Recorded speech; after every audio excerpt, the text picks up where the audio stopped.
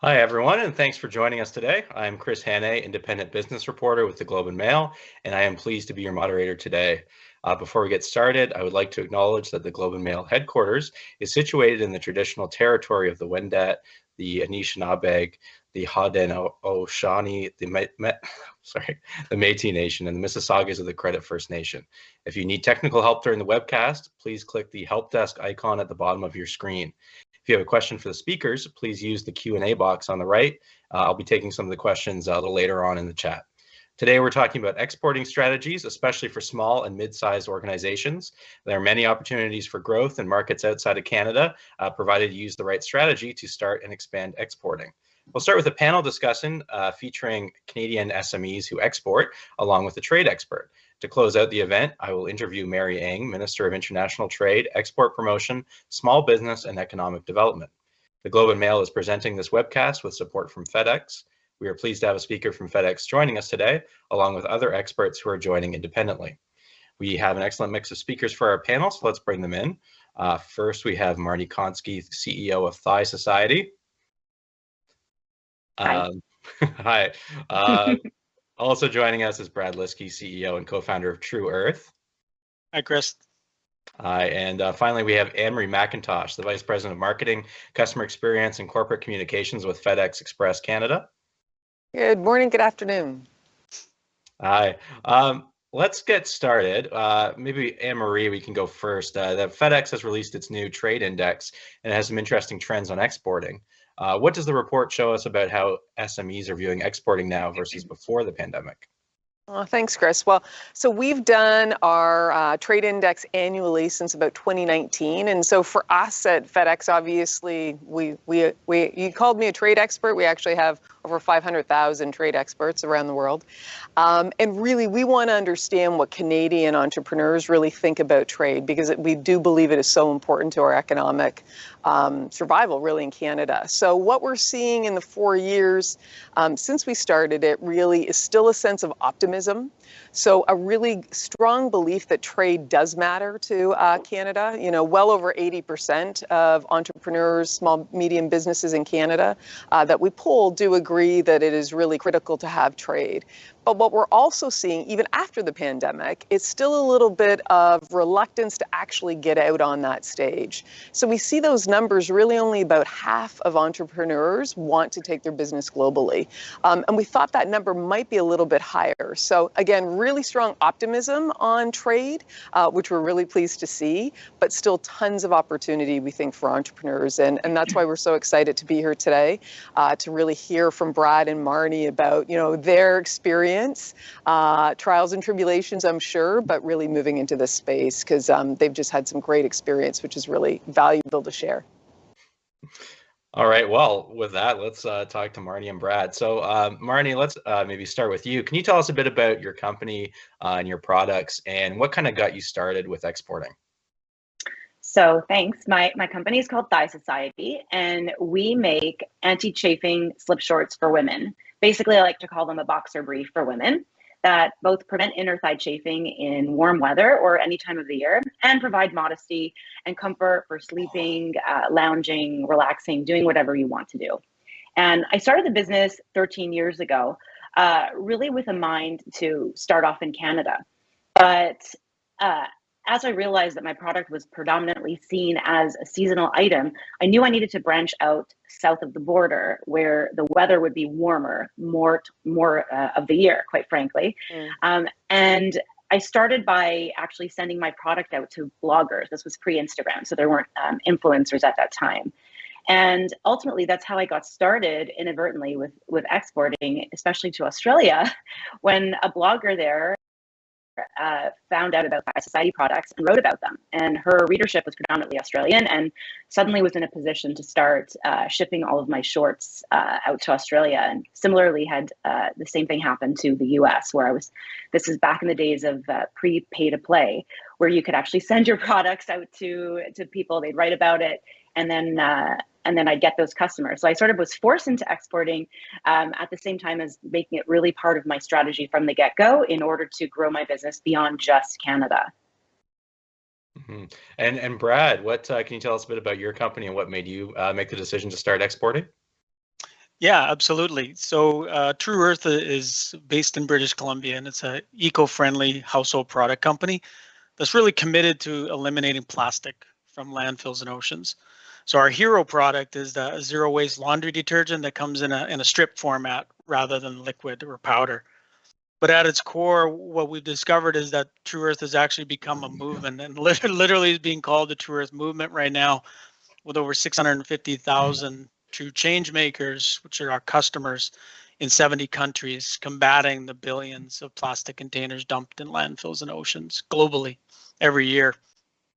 Since inception in April of 2019, we've saved 7.2 million jugs from hitting landfills and oceans, and we've donated over 13 million loads of laundry to those in need globally. So we know that many small hinges are needed to swing this very, very big door of climate change. So when we look at exports, our number one market for export is the United States, and then UK, Australia, Singapore, New Zealand, and Southern Europe, and Hong Kong, kind of in that order. We're proud that we're BC's Exporter of the Year, and as one of the fastest growing companies exporting to 70 countries, started with one and then went to the next and the next, and the movement just kind of took over from there. And I look forward to hearing Marnie's stories and sharing some of our lessons learned here today. All right. Well, I just want to move to Anne-Marie next. Yeah, obviously FedEx works with so many different companies. What are some of the most common challenges that SMEs face when they first make that decision to start exporting? I think a little bit is confidence. That doesn't necessarily come out in the survey, but really that confidence to go global. They tend to think local first. I start municipality, I go, provincially, and then I go national. But really, you can go global first, and we just heard that, which is fantastic. So I think that that's really a big opportunity. I think the other barrier that really sets people back is the fear of tariffs or taxes and fees. And so it does seem really complicated. But, we move well over 15 million packages every single day. And so there are a lot of consumers, as Marnie and Brad just talked about, that are willing to actually pay maybe a premium or pay what is relevant in their market. So really, it's more fear than anything else. The other thing is it can be complicated. So there's no doubt about it. I think Brad mentioned 70 different countries. There are probably different rules and regulations for those 70 different countries. So you do really need a very strong partner to help. And so, I'm sure Minister Ning is going to talk about that, but Export Development Canada, BDG, ourselves, we have regulatory experts in place to really help with that transition. And then I think sometimes the barriers is sometimes I think the entrepreneurs think that maybe the product doesn't make sense globally. I can stay local. But honestly, we've seen with e-commerce, just booming, obviously, particularly since the pandemic. Every product can be sold globally. It's pretty amazing. We even move dangerous goods products, for example. So I think any product is up for sale globally, which is pretty exciting. And so it's just really a mindset and comfort getting out there to really rely on some partners to help them build and get rid of that fear a little bit. That's interesting what you're talking about for sort of tackling that confidence and fear. Maybe Marnie, when you first made that decision to go into Australia, was there any kind of doubt in your mind about how it would go? Yes, for sure. And at that time, early on, I was the pick and pack and fulfillment. So I had all the product shipped to my home. I was, packing things in my home office, hauling bags to Canada Post, at the Shoppers Drug Mart near me. And I was filling out manually all of these customs forms, which now I think they probably have automated systems and better way to integrate with your e-commerce platform. And at that time, I was nervous that the packages would even arrive. I wasn't using tracked packaging. So when you're first starting out, it can be expensive and you have to make the decisions, with your margins. What are you willing to take to sacrifice? What do you think your customers are going to be willing to pay for that shipping, whether it's domestic or international? And so at that time, I decided to try to cut my shipping costs, and I wasn't even shipping with tracking. So it was like a hope and pray strategy. Like I would drop those things off at Canada Post and just fingers crossed that they would arrive, all the way across the world into customers' hands. And they did. this was also pre-Amazon's, explosion. So people didn't have the expectation of, next day delivery like they do now. And my customers tolerated it. They accepted the wait time of, 8 to 12 days, at a time, and it worked. And of course, over time, as the business got bigger, I sought out a 3PL, a third-party fulfillment pick and packer and shipper, who was able to negotiate better rates with the big postal service providers like Canada Post and USPS, and some of the international freight and courier providers. So their ability to negotiate better rates for that tracked package was ultimately what allowed Thy Society to start shipping faster, and for customers to be able to track their order and not just wonder why they hadn't heard anything about it in the 13 days since they placed their order. So yeah, that's in a nutshell how it evolved. And Brad, what about your early days? Like when were you doing it out of your house, or were there any early stumbles that you had to get over? There's early stumbles and there's late stumbles. I think that's a given whenever you're going to do anything in business, but especially in exporting. The story is similar to what Marnie was up against, as far as not knowing whether people were going to get the product. We did the exact same thing. We sent it out before non-track package, and we'd send it. And our world was a subscription base for laundry detergent as well, which is really weird. So it took a long time to get the first product, but then after that, the next product would always come every 4 weeks. So the actual distance didn't mean anything to us after that first experience. So the countries would join one after the other, usually from social media. And then as we grew, what we ended up doing was as Marnie did, in the United States, we set up 3PLs, multiple 3PLs throughout the United States for faster to customer, faster to door, and also faster to shelf, because we also were in about 4,500 retail locations as part of our export plan.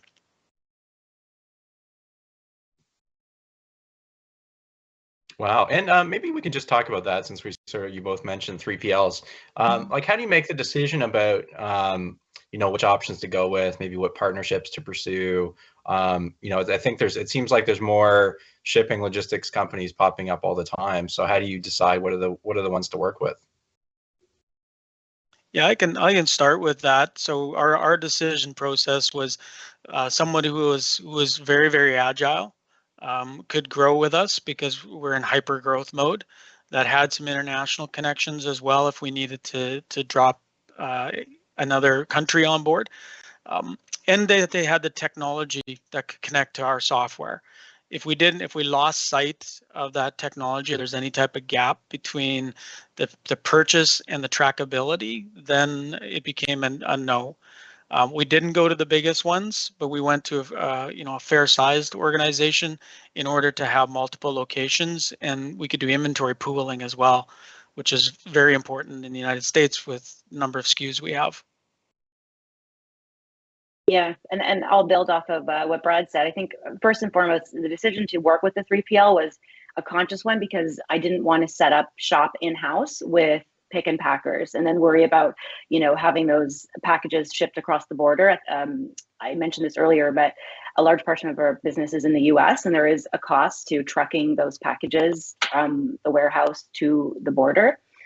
So at the beginning, I looked for a 3PL that had the capability to ship and warehouse from the US as well as Canada. And for many years, we actually shipped out of both warehouses. And I would not advise that for small businesses, and more importantly, for businesses that have a lot of different SKUs, like apparel or intimates like we make, because the challenge is that you run into an inventory balancing issue. Every time one of your warehouse gets drained of a certain size or color, but a customer order includes that size or color, you're left as a business paying shipping twice to ship that order in multiple packs. And for huge companies like Amazon, we don't even think about that when our order arrives in multiple packages. But if you're trying to grow as a small to medium-sized business, that can be a huge drain on your costs. So it was a world of hurt, splitting our inventory for all those years. I wouldn't recommend it. And then we made the decision to warehouse in Canada. And with that, we do pay to have our orders shipped across the border. We have a great provider who has that capability at very economical cost to get it across the border and drop it into the U.S. Postal Service. And it only adds a day onto the overall length of time to ship it. So our American customers have been happy with that. You know, we don't claim to be Amazon, we don't claim to provide next day delivery, but we do manage expectations through the post-purchase process and pre-purchase about how long it's going to take, and that's worked for us. And our partner is stellar, and they're growing. They're in high growth, taking advantage. You know, like Brad said, you know, there's a ton of e-commerce companies in Canada, and we all have the same sort of challenges of how to export, how to get our products into the hands of our customers, particularly for direct-to-consumer businesses. Mm-hmm. And Marnie and Brad, you both talked about kind of the importance of the U.S. market, and I think a lot of Canadian exporters, that's probably the first market that you're thinking of. Anne-Marie, what I was wondering, maybe if you had anything you hear that any sort of first questions people have when they want to start moving to export to the U.S. And I'm wondering too if maybe anything changed with the United States-Mexico-Canada agreement that replaced NAFTA a few years ago. Well, I think CUSMA that came in, or the new NAFTA, really was trying to make simplification, you know, at the border, obviously with our largest trade partner. And e-commerce was a big reason that came into that, because some of the rules and regulations they had made sense if I was a big commercial or business to business, but not really for the entrepreneurs that were maybe starting their business or were moving maybe smaller shipments. So some changes to de minimis, which is really kind of the level for taxes and tariffs. There's been some progress that way. We have our regulatory team sits on a big board with a lot of other groups that are in movement across the border, really to make sure that it's easy. Some folks have probably heard about CARM, some changes that Canadian Border Service Agency is going to be rolling out to make it easier as well too. So a lot of simplification is really the goal, to make that border kind of disappear. And I think, you know, as a growth opportunity, obviously just, you know, we're almost 10% of the population. So you just look at either 37 million in Canada or about 320 million in the US. Some nice simplification, usually one language, a lot of different providers. You know, as Marnie was talking about, there's a lot of different options out there. One of the first places those options and partnerships go is to the US as well too. So that simplification there is as well. And it is just an environment that is used to e-commerce and buying cross-border. And again, when people get a little concerned about the kind of price points, I think, well, you know, their FX, they got a 30% opportunity just on the currency exchange right there. And so that can pay for some shipping costs for them, or any other things that the entrepreneur or the business might need to add on to go into the US. But we see the volume that is going through, and it's amazing how many Canadian companies are taking access and advantage of that. Now to get sort of logistics, I would love to talk about packaging for a few minutes. So I know, Marnie, we were talking before about some of the changes that you've made in packaging over the years. Maybe you can start.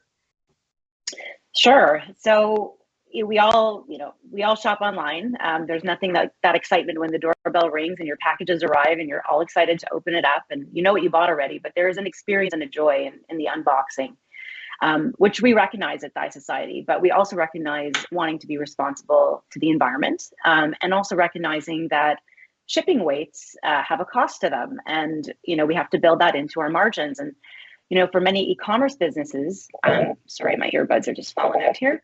For many e-commerce businesses, sometimes the cost of shipping can actually be as expensive as the cost of your product. So at Thigh Society, we have undertaken a whole revamp of our packaging. We've reiterated on our packaging several times over the last few years, but even in the last year, we've taken a really critical look at where we could lighten up our packaging, because for those entrepreneurs that are selling lighter weight goods, there can be a really big price difference in shipping an item that's under 1 pound or not. So we looked at our order volumes and our average order values and determined that if we would be able to lighten our packaging by even a few ounces, we could essentially bring our average order weights down by a pound and therefore saving us some costs. So I think packaging is important from so many different angles, right? Whether it's managing costs of your business, being environmentally responsible, and you can do all of that at the same time while providing the customer with a really nice experience of unboxing and receiving that product. Yeah, and Brad, what about you? How are True Earth's products shipped? Yeah, it very much from a zero waste perspective. That carbon emission is a very, very critical piece of our value proposition and our core values. So we created the product so it actually could be mailed. So and that was one of the disruptions. It typically we're replacing a jug of laundry detergent that weighs as much as your car, and you're trying to take it up the stairs to converting it into kind of a package where that is this thin that drops in a mailbox. And with that disruption, there was a lot of learnings that had to happen in the supply chain. You know, everything from even Canada Post trying to understand how this product was now going to be going out. So we talked a lot with our partners, our distribution partners, and trying to, as Marty talked about, the pound rates, but even in Canada, the 100 grams, and in the UK, the 100 grams, Australia, 100 grams. There's lots of synergies in postal requirements and distribution. And then, you know, as we talk into going into the FedEx world and how we lever that for larger packages. So it became also our objective was to bring the packaging itself to be the actual packaging that it was shipped in. So rather than having outer containers or going into a box. One of the biggest frustrations of our customers and myself is in, say, in an Amazon world where you order a pencil and it comes in the size of a refrigerator box, and the waste that goes into that. So not only the volumetric waste of transportation, but just the sheer cardboard. So we wanted to attack that. And then as we grew, packaging became more important in that we had, you know, we'd hit thresholds in certain countries, or we'd go to in-country distribution, and it's a very different world then. So the packaging had to change, the warning labels had to change, the instructions, the language, the cultural differences, even between laundry and wash. We didn't know these things when we first started, so we hired experts. That was, I think, one of the biggest lessons we learned along the way, is that there are specialists in everything that you need to do as you grow as an export. You can use consultants, you can use, you know, partners like EDC, or you can hire them. And we got to a size where we were able to hire. That's great. And Anne-Marie, is that I wonder with FedEx too, is this sort of any trend that you're noticing so far in terms of maybe customers trying to slim down packaging both for cost and for environmental reasons? We definitely do, and this is, you know, music to my ear, and it is so important for a couple reasons. One is it does cost the business if they don't know how to package properly, because it's done by weight, as Marnie was really talking to, but also size, which was kind of the Amazon example for the pencil. So your dimensioning, what that looks like, your weight, you know, does become a really important part of it. We have a packaging lab actually based out of our headquarters in Memphis that our customers all have access to actually work through some challenges depending on what they're actually shipping, to help make their packaging kind of smarter and take off costs if they can as well too. The sustainability is a huge movement that we actually see as well too, and we've changed some of our packaging to actually be reusable because of that. It's key for us, and it's really important for those recipients in e-commerce that are more concerned about it than ever before. So yes, it is a huge part, and it's always a balance because you want that branding a lot of the time, but figuring out how to get the branding in there, but to make sure it doesn't become as expensive as the cost of the product is critical for success. Yeah, and so in your answer, Brad, just at the end, you mentioned staffing. So I wonder if we could move from physical resources to human resources. That's my great segue. When you're ramping up and looking to export to new markets, I mean, that must have an effect on the staffing. So I wondered maybe Marnie, if you could talk to that first. Did you have to hire some more people just to deal with exporting? So I really leaned heavily on my 3PL when I brought them on board. And at the time also, yes, I did bring on a part-time COO and CFO who brought with her a tremendous amount of experience in the world of exports and had worked with growing companies before. So I think, utilizing her expertise and experience in conjunction with the expertise of the 3PL really set us on the right track for sure. Yeah, I wouldn't have been able to do it on my own. Yeah, and Brad, what did it mean to your staffing? Yeah, we had to grow with the demands as the change makers came on board and the volumes came, and they came fast and furious. We're less than 3 years old, so with that, staffing was paramount. The lessons that you learn are very, very expensive ones. So it's when it comes to exporting. So not only from a packaging perspective, but also a tax perspective and compliance perspective. So we brought in people that were specialized. So brought in a packaging person from Mars, so she could get a really good handle on what we were trying to achieve. We brought in a compliance person from Johnson and Johnson, so that we knew we were we were in a pretty big space with some big players, and they not going to mess around. So we wanted to make sure that we were aligned. But before we could hire them, we would task it out to consultants. We were not scared to say, we have to pay for this. If you try and figure it out yourself, sometimes you can do it, but there's other people that have learned faster. So you should tap on them. And then what we did was we hired one specific person for international channel management. So their role is, when they wake up in the morning, is to just think about international. And then we have one person for the United States. So that allowed our biggest market, which is the US, to have a focus, or international to have a separate focus. And then the rest of the country, or the rest of the company, can be run, as a group. But we needed that focus to make sure that we were abiding by not only the laws of that country, the tax laws, but also, logistics and cultural aspects. And when we're talking about stuff like some of the other regulations in other countries, or maybe some of the tariffs or fees that you have to navigate, are there any examples of maybe some lessons you learned, some tips that maybe you can share to any of our viewers? Yeah, I can start off. I'm sure Marnie has some as well, but the biggest lesson, most expensive lesson we learned was when we hit the thresholds of U.S. taxes and volumes. So, having our Amazon running, and then our D2C, and then on top of that, our bricks and mortar, and all of a sudden we hit thresholds, and we didn't realize we passed through those thresholds, and then you're taking it out of margin by the time you catch up on taxes. So now having, all 52 states, we're having to pay the taxes across all, including some states have multiple taxes within the state. So it's very different than Canada. And then the UK as well. It has the VAT is something that you need to be conscious of. So there's lots of really good people. EDC was a good starting point for us and made connections to consultants. And then now our accountants take care of it all. Okay, and EDC is Export Development Canada, the Crown Corp? It is, yes.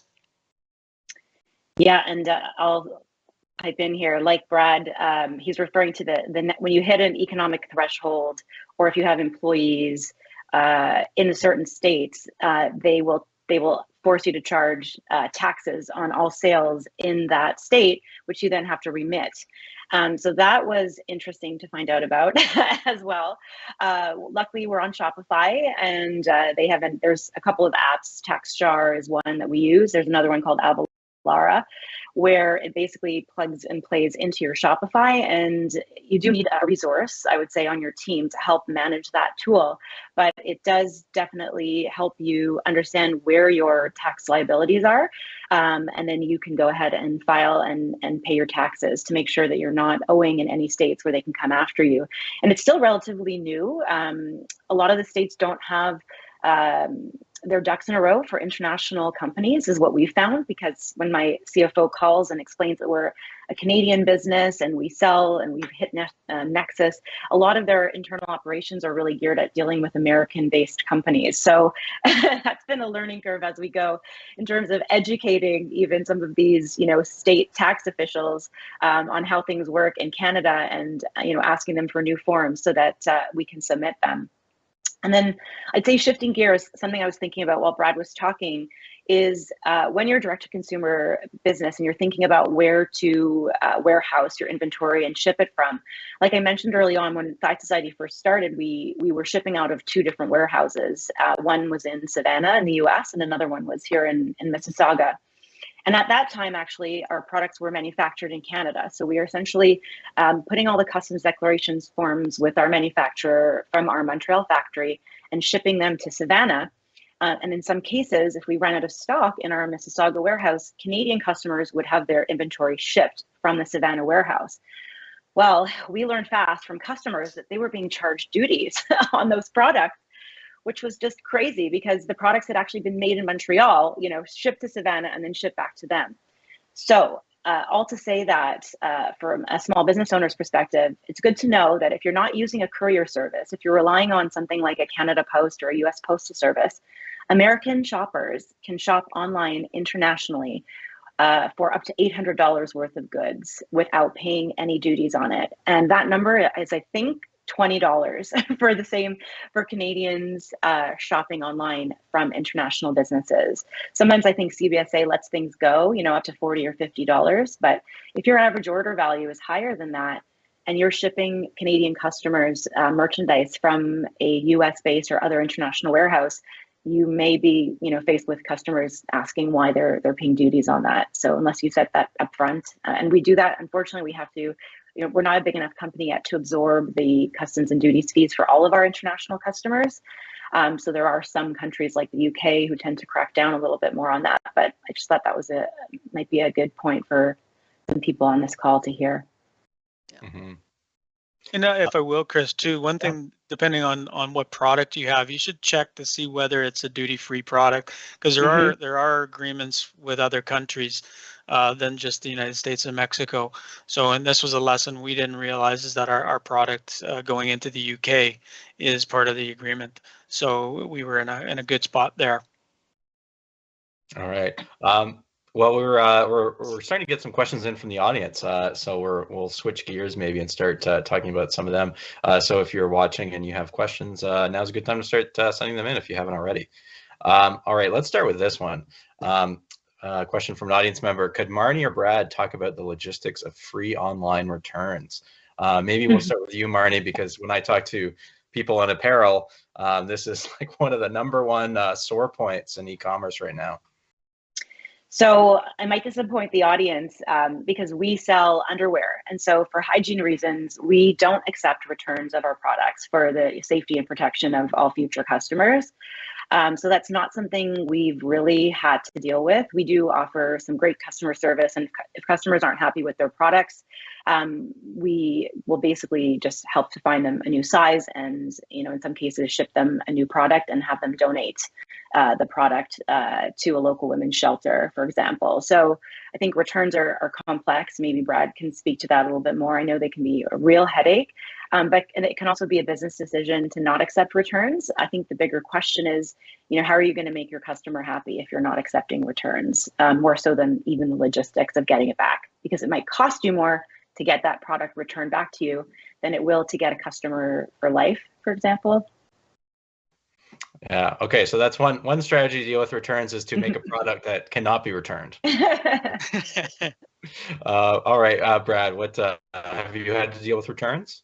Yes. Yeah. We have a 100% money back guarantee. So, and because it's so disruptive of a product, people want that confidence if they're going to try it, because they are skeptical, like I was when I first saw it, is how can it actually work? But usually, we're 98% keep rate, so only 2% of our product is actually returned in any other in any capacity. So what we've done is very similar to Marnie. in that if it was a destination that was more expensive to bring it back than it was to have them keep it, we ask them that they donate it or give it to a friend and let somebody try it, rather than us wasting the not only the money but the carbon emissions to bring that product back into the country. But now with in-country distribution in the United Kingdom, in Australia, in Southern Europe, and in the United States, we have them come back to that 3PL and then go through the proper return process. So that was a learning curve as to how to return product as well, because you can't just return it and put it back on the shelf and ship it out to the next person. So whether it is a non-returnable product or not, it's just not the way. A, it's not good business, but B, there's lots of rules and regulations. So we opted at the beginning to let them keep it, and now because of the sheer volumes, we have to put the processes in place. And as part of moving from small to medium-sized company, you have to learn these lessons.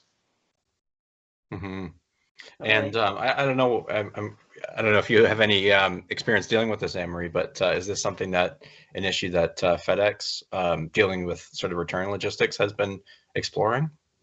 Definitely, primarily in the Canada-US, because that's where we're seeing the biggest need, obviously, just based on market. As we talked about, entrepreneurs tend to go to the US first, and it's large. So that is something that we're definitely building out that suite to make it easy for the recipient, because that's really important too. They've got to be able to get that return back easily. And then also really on the merchant side that it's not cost prohibitive.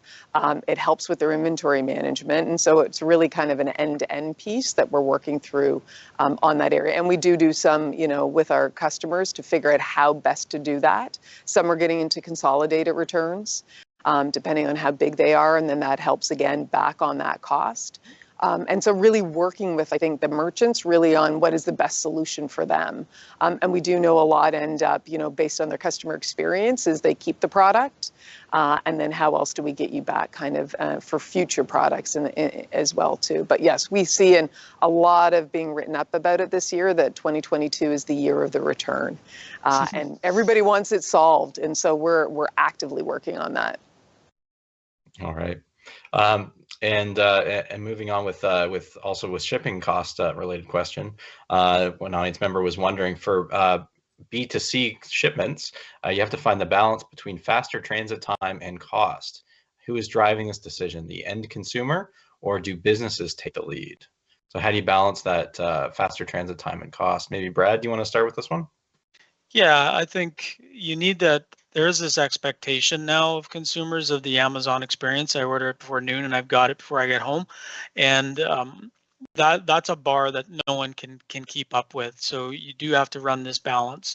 And as Marnie said, in the discussion online and in the education, pre-purchase, explaining how things work, and then post-purchase, staying connected, people are okay with time and delays. That all said, the driver comes from the consumer. If you notice that your drop-off rate is due to timing of delivery, then you're going to have to pay for, and that's what we did, was pay a little bit more for the trackability, pay a little bit more for faster service. Then there's a good ability right now in a D2C world of putting that in the customer's hands. So if your free shipping is a regular shipping, and then give them the opportunity to pay a premium for faster service, then it's in their hands completely. But we do know that the free shipping model, like shipping built into your product line, is almost a hygiene factor now, and that you need to do it in order to cut into some of these markets. All right, Marnie? Yeah, definitely. I'd agree with what Brad said. I mean, customers expect fast delivery and free shipping, but small to medium-sized businesses can't always deliver both. Or, what we might define as fast might be not what Amazon defines as fast. Not to pick on Amazon, but they can afford, I think, to be picked on a little bit. And so, when running your business, I think it's important to figure out where that threshold is. So what does an average order value look like, so that you can be profitable and offer free shipping at that threshold? And that's something that might change over time as your business grows, as you start to see trends in purchasing from your customers. You may choose to drop that threshold for certain customers in certain countries. You may have a different shipping threshold for free shipping for different international customers. So I think all of those are just factors that you evaluate over time based on how your business is growing. And fundamentally, I mean, everyone loves free shipping. Let's not kid ourselves, right? Especially when trying a new product. So do what you can, I think, to try to offer that to customers while also, making sure you're able to be profitable, hopefully. Just on one small follow-up on that, then, do you think that like trackability is becoming pretty much like you have to do it now? Is this an expectation that all e-commerce customers have? Yeah, I would say that they definitely do.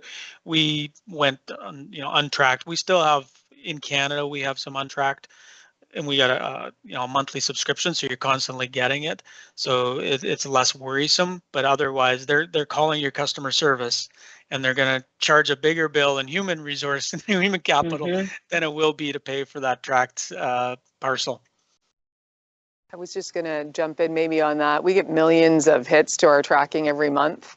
And we know on average the recipients, this can be international or domestic, are checking basically 4 times per shipment. It's almost a hobby sometimes. And we saw that actually increase, when people were at home in COVID, I think a little bit. So it is table stakes. We're building also tools. It's one thing to go in and check tracking, but that proactive notification, which is also really important. So they get it via text or however they like it. And I think that part really is important. Brad talked about that when you're looking at your shipping costs for sure, because the free, and I've been in this game for a very long time as well too, and it's been free. That has not changed, at all from an e-commerce perspective. But you've got to balance that off then with that experience and expectations, and visibility to the package and the process can help balance that out. International, there's a little bit more opportunity in what is that right basket size that they understand. And we also work a lot too on with the shippers' website pages. So, FAQs sometimes are an afterthought, but really, particularly international, people actually go to FAQs. And so how you set up that experience, the information you have, what would it look like for duties and taxes, that is a really important part of the customer experience that we find some merchants think of it as an afterthought, but that whole end-to-end process and fulfillment time also plays a role, because, when I check out, that's when the clock starts ticking. If my fulfillment time takes 48 hours or 72 hours before it gets to the courier who's going to ship it, they think of that as part of the process. So you've really got to look at it from click to doorstep, really, as part of your process, and manage that along with your shipping costs. Mm-hmm. I'll just riff on what Emery said there. In that, one of the demands we made on our 3PLs and even ourselves when we do it is we ship out 95% same day or the next morning. That closes that gap and then allows the ability for the courier company to take that stretch. At the beginning, sometimes it was 3, 4, maybe 5 days before we got the product out. So that was a problem. So we fixed that one, and it was it's a service requirement to work with us, is that it gets out. Totally. Yeah, I have to confess, I think I'm one of those people bringing the average up in terms of the number of times I check shipment. It's there. It's there, so why not? That's right. All right, moving on. Lots of great audience questions. We'll see how many we can get through before 1:30. So here's one, it's kind of broad. How do you decide what platforms or retail partners to use, such as Amazon or Shopify? So obviously Amazon and Shopify are pretty different models. So how do you decide kind of which avenue might be right for you? Marnie, do you want to start with this one? Sure. When I was first starting out in 2009, it was actually my web developer at the time who had suggested Shopify. I think, there were a couple of others like Magento that were mainly for bigger businesses, but Shopify was still, in its infancy. I think actually Thigh Society's, badge of honor is that we were one of the first, 1,000 stores to be using the platform, and look at it now. And so for us, focusing on Shopify was a no-brainer because it was easy to use and, has over the years really become more and more plug and play. You don't have to hire a developer necessarily. You can, purchase a theme from their theme store and be up and running in your business with some photos, within a day even. So for us, the ease of use what was really important. And over the years, as we started growing on Shopify, we did contemplate going to Amazon, but we didn't for a couple of reasons. One is the brand experience on Amazon is not the same as navigating a brand website. So for us, what we espouse around body confidence, making women feel amazing in their skin, we really wanted that brand experience and felt that even though you can design a page in Amazon, it wasn't necessarily achieving the brand feel for us.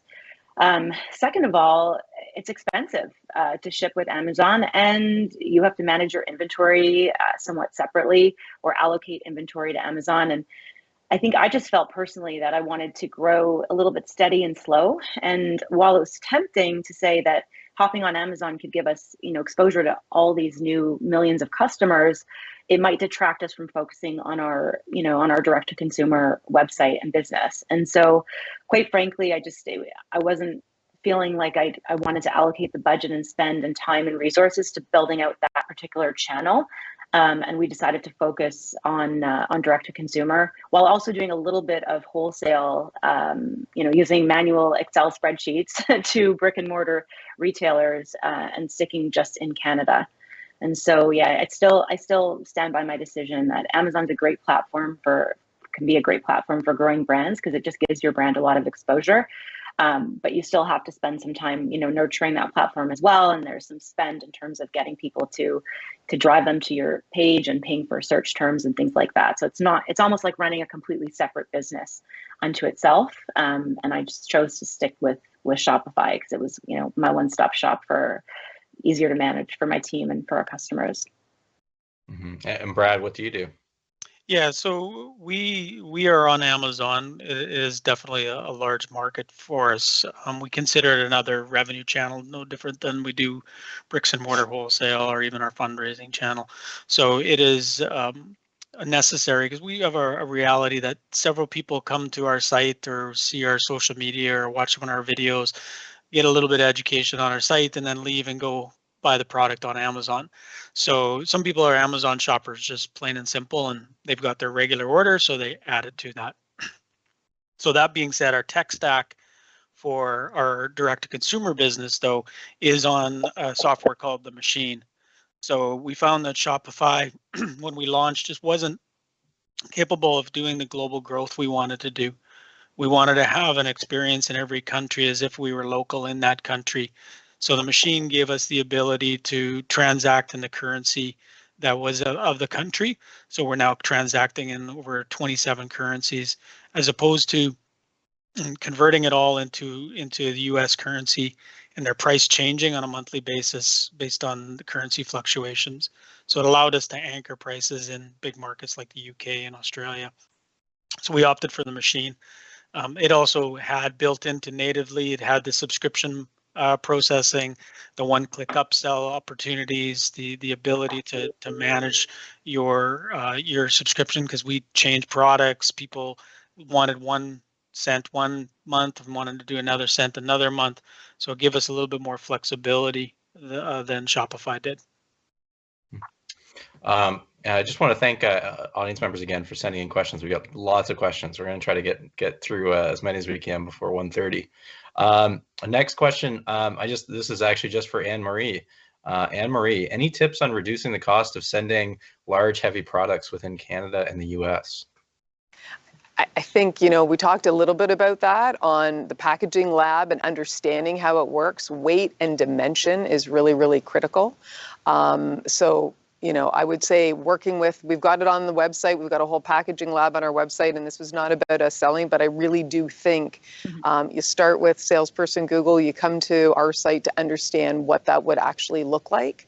And then it really becomes important how you package it. Marnie talked about that. She really got to know her inventory management, about what her SKUs were looking like, what the different sizes were going to be, and then look at some of your highest sale items and start there and figure out, based on those ones, is there a way to do things differently? Heavyweight are also interesting too, because you need that security of the packaging. We do see that somewhere where we've had issues with, very, very heavy items and then it becomes an issue and security, you know, as they're moving across. So I really think it's a great question, and I think it's worth a conversation, and that's why we have the packaging lab. So people can find me on LinkedIn. Whoever put that in, I'm happy to connect them with somebody on our team for that one, and we can help solve it. All right. All right. And another question for Marnie and Brad. You both talked a bit about social media earlier. The question is, how did you find new customers outside of Canada? What role does social media play? Marnie, do you want to kick that off? Sure. So when I first started, it was pre-Instagram. So I was really doing the old-fashioned pack some product up, find some bloggers to send that product to, and then send them an email and ask them to try it. And if they liked the product, which they always did, they would write a blog post about it, and their followers would go to the website and purchase. And so that we evolved with that organic social media strategy for many, many years. But as we started to see the emergence of Facebook ads and Instagram ads, we started to realize that the scale at which we could grow and reach bigger audiences by paying for ads on social media would far outweigh the speed it would take us to do that from an organic perspective. So we do spend quite a bit of money advertising our products on social, but we also have an organic social media strategy where obviously we're posting to our community. We're working with influencers and creators to help, showcase our products on real bodies, et cetera. But definitely looking at paid social, Google ads, and of course now we're trying to expand to other channels, because no business wants to have all of their marketing eggs in one basket, especially when you don't own that basket and you don't own the cost of that, those advertising fees. And the cost just keeps going up and up to advertise on Instagram, Facebook. Soon TikTok will, start to become even more prominent for brands that are trying to grow through paid ads. And so it's really, it's definitely part of our strategy. And the theme for 2022 is just diversification. So continuing to focus on social, but also looking at other channels as well. And Brad? Very much the same story in that the brand was founded on social. It grew socially. It continues to be driven socially. We do know that there's what we're trying to do is an education process as well. So we brought a lot of entertainment into it. Environmentalism was always something that people were wanting to do, but they were kind of worried about being chastised for doing something or not doing something. So we realized that there was environmentalists on one side, and then there the pure capitalists on the other side. And there's this gray area of people that just wanted to make one simple change in their lives to help the planet. So that's, enter True Earth, and with that, the social media flywheel just took off. So we would stimulate it with funny videos, speaking, trying to do the education around the planet and the importance of saving it, saving us, for lack of a better word. The planet will be fine, we not so much. So with that humor, people felt okay to share it, and so being able to create content that is shareable is key to a brand trying to be successful, because you cannot buy your way into success anymore on D2C. That world has changed. So you used to be able to buy it all, and whoever could pay the most would win. There's still a bit of that happens, but our ability to create video content, user-generated content, I think that was one of the keys for us, is just regular people trying and talking about the product. The more you can get of that, that's way more powerful than me saying it's a good product. And I think that was why social is important for export. We did then take each country, English speaking, Facebook, and we'd prime the pump. So we'd spend some ads in that market in English speaking only, and then get that flywheel going. But you had to spend in order to get it going. Mm-hmm. There's an interesting question here that I think kind of follows on from what you were saying, Brad. Someone was wondering, how important is sustainability credibility for Canadian SMEs interested in exporting? Brad, do you want to start? Yeah, I think it's going to be cornerstone. We sure hope it's it's absolutely cornerstone. But the cancel culture world right now, the highlights on the environmental, social, and governance that's coming from corporations, and it is prevalent and it is required. We as humans need us to be conscious of it. D2C is not the best use of greenhouse gas. So, we do a lot of container shipping, because when we did our climate smart review, when we're sending one package to Italy, that wasn't making sense for the planet. So we'd have to take the investment on inventories and drop container loads into Southern Europe or to UK. So as a business, though, if you're consciously aware of sustainability, the consumer will reward you for that. Our two KPIs are socially based, so it's jugs saved and loads donated, and our employees gather and rally around that as well. It's not about revenue. It's not about how many packages we ship each day. It's about how many jugs we've saved and how many loads we've donated to those in need. All right, Marnie? Yeah, and with High Society, I don't think to be honest, we don't do a great job of talking about sustainability, but I think, anyone living in this modern age knows that sustainability should be part of your core business ethics and values, especially for the younger generation, coming up. They don't tolerate waste, and, they'll look at some things that we've been doing a certain way for years and years and question why, right? And how can we change this? And so for us at High Society, our actual manufacturing processes are sustainable in the sense that we use machinery called Santoni knitting machines, which produce significantly less waste than cut and sew. So apparel is one of the highest waste industries. We've all seen those horrible pictures of landfills, in other parts of the world filled with old clothes and whatnot. But we're really proud that the products we produce are really designed to spec. So when we cut our products and produce our yarn or produce our fabrics for our products, we're really trying to minimize that waste, and the minimization of that waste is built into the actual machines that we're using.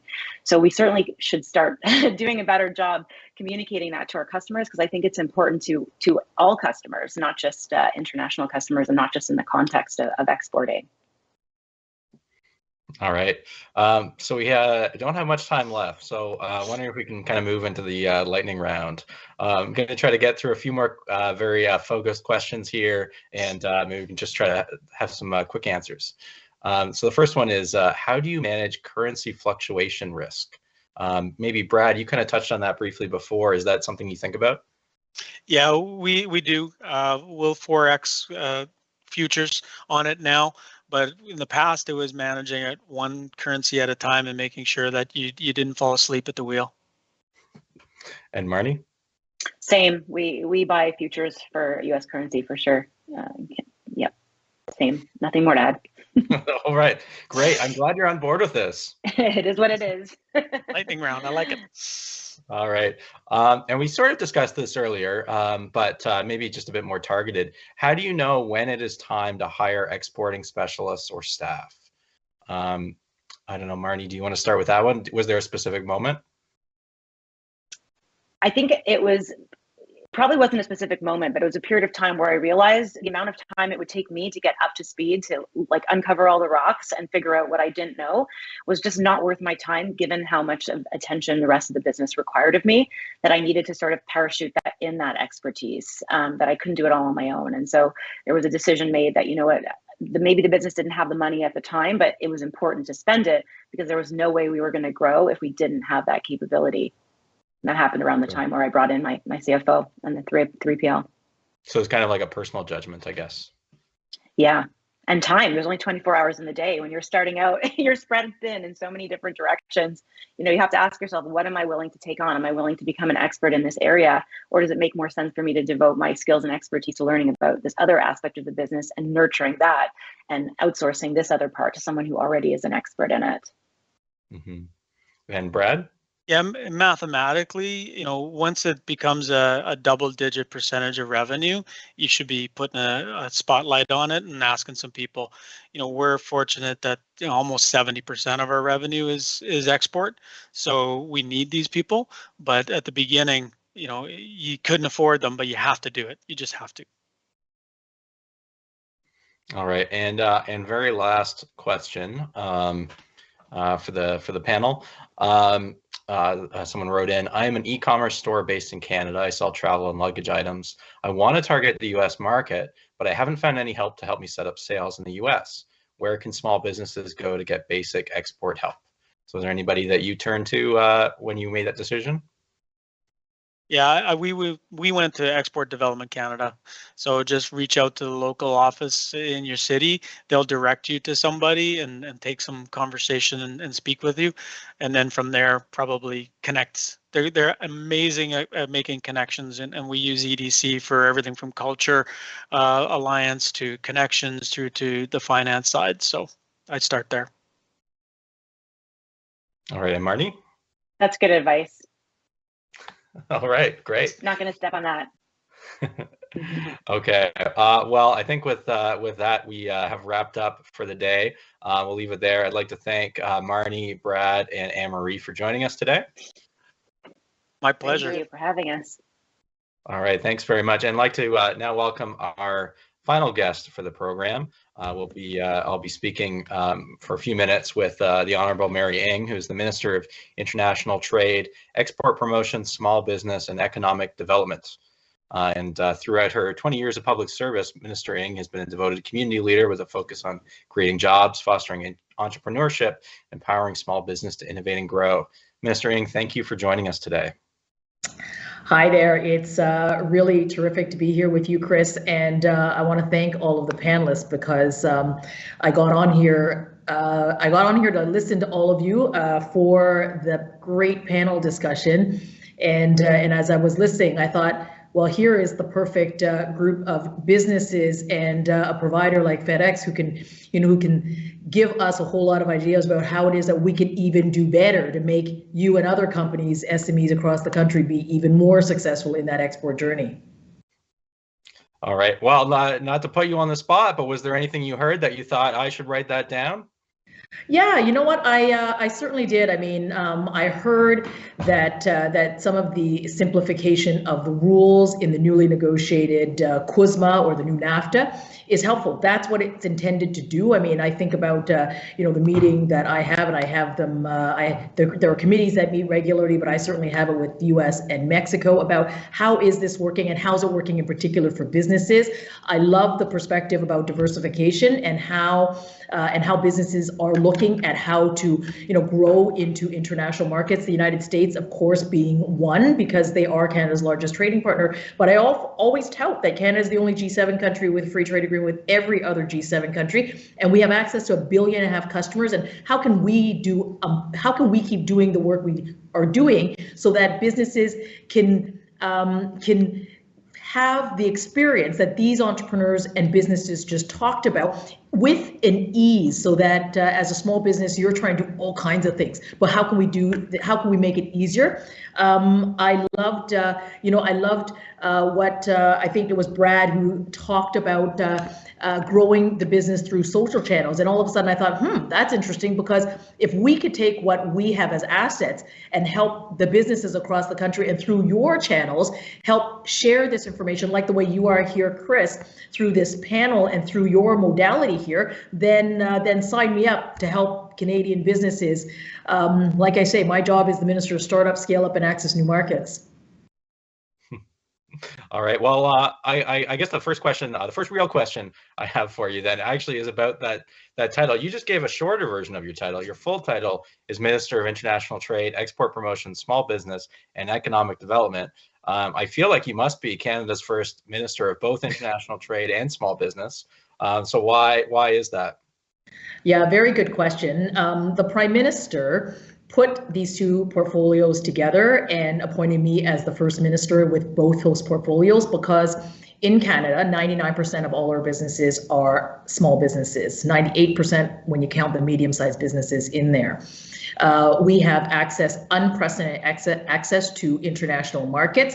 So when you look at the European Union, access to that market through our agreement there through CETA, access here to North America through the new NAFTA or otherwise CUSMA, access to the Asia Pacific through CPTPP, and then a number of bilateral agreements, whether they be with Korea or Israel and so forth. I mean, but only 12% of our businesses export. only 12%.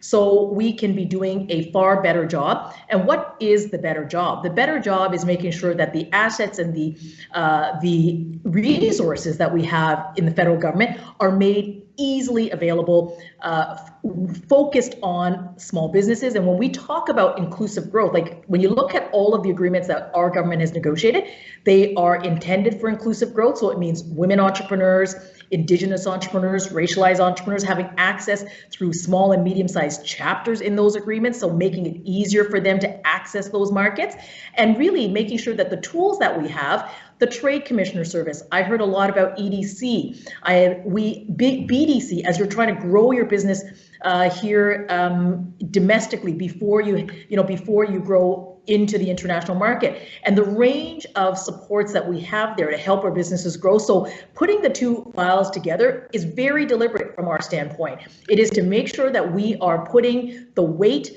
and the resources and the capabilities of our federal government working with our businesses in a very focused way. Make it easier for you to grow, easier for you to grow into those export markets. And if I have time, I'd love to talk about the Trade Accelerator Program, because that is a very deliberate program that we invested in across the country that is actually helping businesses develop that export strategic plan, that export business plan. And we're seeing some real success there because it is actually helping businesses grow, generate more revenue specifically through export, and in doing so, hiring more people.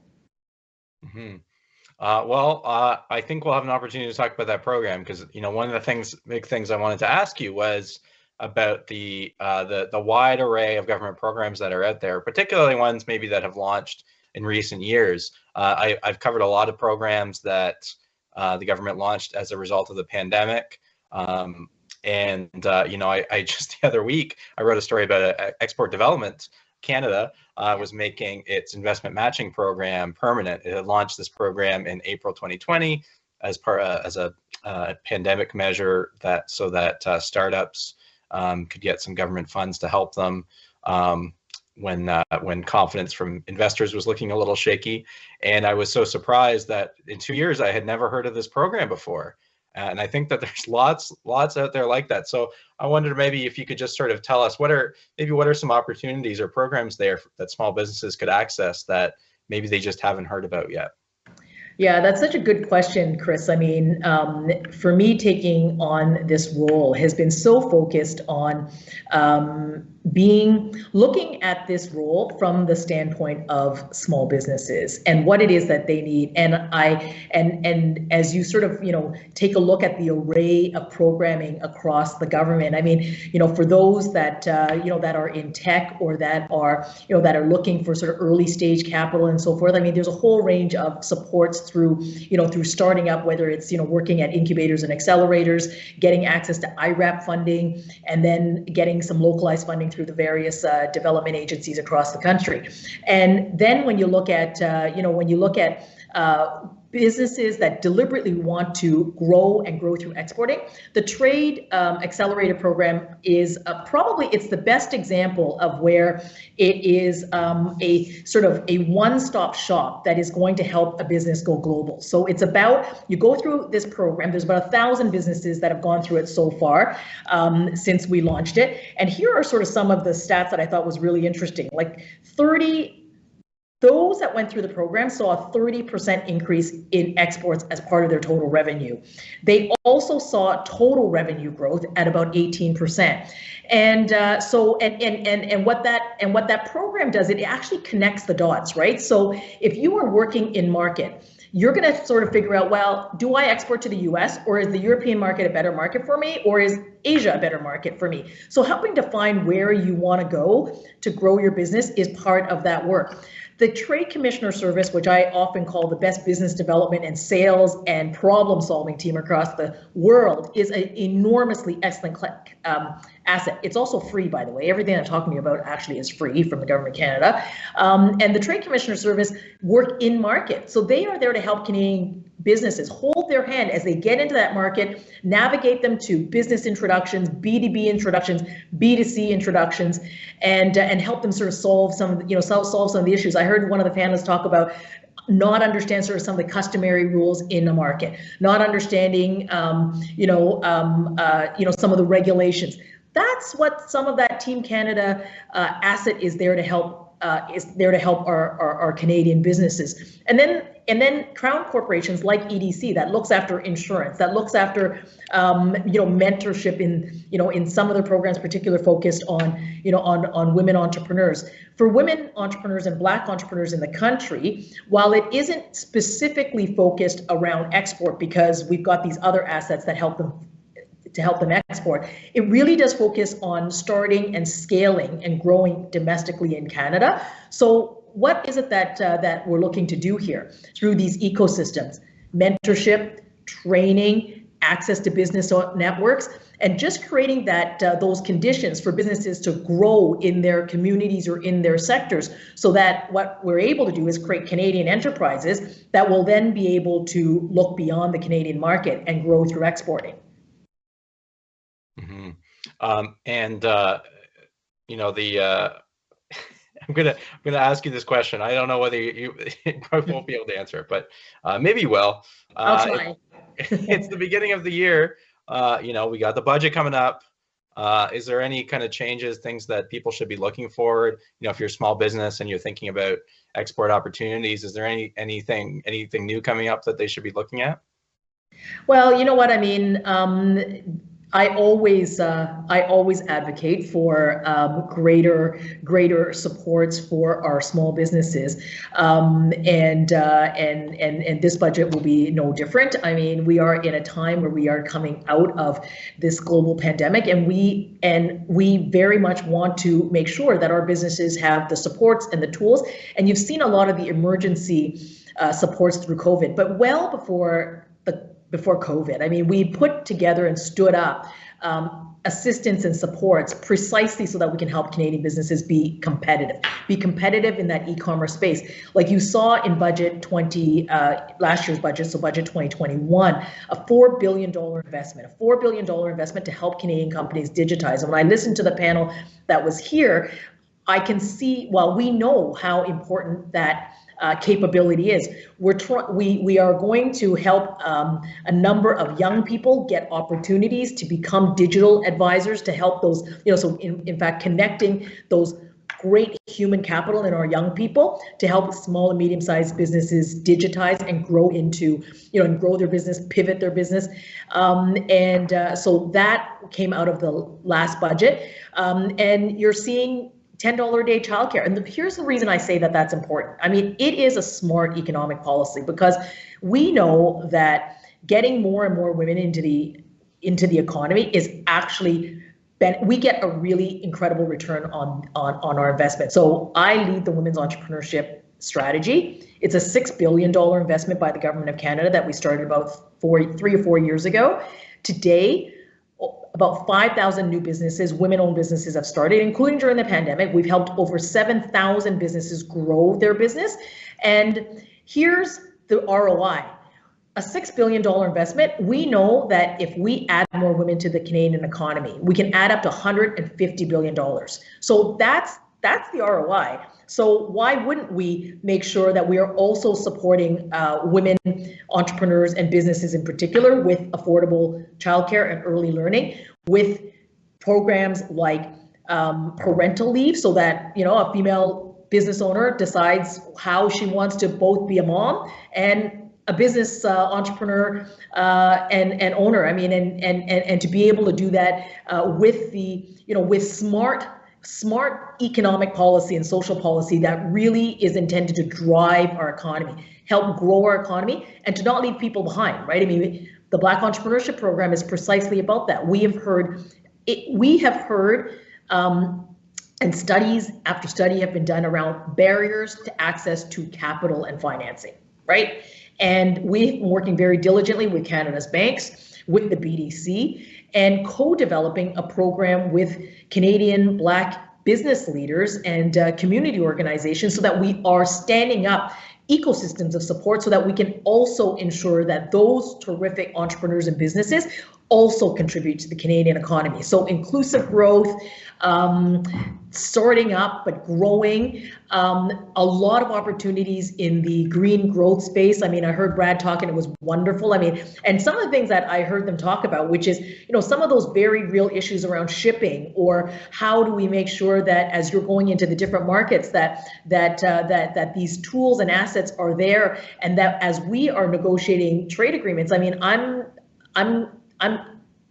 negotiating with the United Kingdom right now. I heard a couple of the businesses talk about exporting into that jurisdiction. Some of those very practical ideas, pain points, for example, or things that really work, they should throw an email line to my office, because I'm open to it. And frankly, actually, Chris, you should, you know, I love this modality, because you creating this fora for businesses to not only learn, but to also give you feedback, I think is going to be tremendously helpful for us, because I think a job well done is one that is responsive to the needs of our businesses, and particularly our smaller businesses, because it's hard. Like, I mean, you know, as you heard Marnie say, you've got to make a choice about how you're going to spend the many, many hours in the day. What could we do to take off some of that and make it easier for businesses? And I think when we do that, then it helps the Canadian economy, and we want Canadian businesses to be absolutely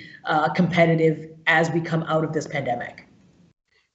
All right. Well, for small business owners listening to us, then you heard there, the minister wants you to reach out to her and send you your feedback and ideas.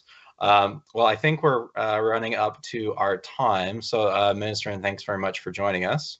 Thank you so much, Chris. And I want to thank the panel. They were really excellent, and everyone who's joining.